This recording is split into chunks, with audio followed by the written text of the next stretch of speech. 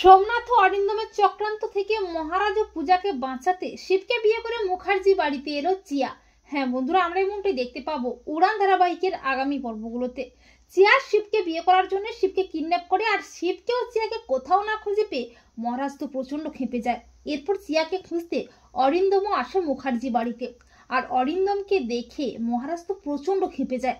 মহারাজ অরিন্দমকে আচ্ছা করে উত্তম মধ্যম দেয়। অপরদিকে চিয়া শিবকে কিডন্যাপ করে মন্দিরে নিয়ে যায়, কিন্তু শিব চিয়াকে বিয়ে করতে মোটেও রাজি হয় না। তখন চিয়া শিবকে বলে, আমি তোমাকে একটা কথা বলবো, সেটা শোনার পর তোমার যদি মনে হয় তাহলে আমাকে বিয়েটা করো না। এরপর চিয়া শিবকে বলে, আমার পাপা আর আমার মা চায় না আমি তোমাদের বাড়ির বউ হই, কিন্তু আমি তোমাকে বিয়ে করে ওই বাড়ির বউ হতে চাই, শুধুমাত্র আমার পাপার হাত থেকে অ্যাংরিম্যান ও মুখার্জি পরিবারকে বাঁচানোর জন্য। চিয়ার কথা শুনে শিব চিয়াকে বিয়েটা করতে রাজি হয়ে যায়। এরপর সবাই যখন শিব ও চিয়াকে না খুঁজে পেয়ে অস্থির হয়ে পড়ে, আর মহারাজও অরিন্দমের উপর প্রচন্ড খেপে যায়, ঠিক তখনই শিব ও চিয়া হাজির হয় বিয়ের সাজে।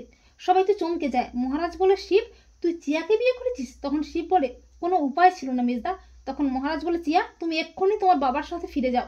অরিন্দম বলে, হ্যাঁ চিয়া তুই আমার সাথে চল, তুই এ বাড়িতে থাকবি না।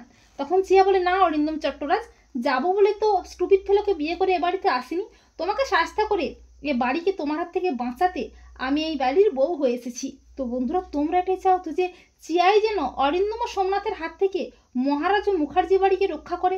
কমেন্ট করে এক্ষুনি জানিয়ে দাও তোমাদের মতামতটি।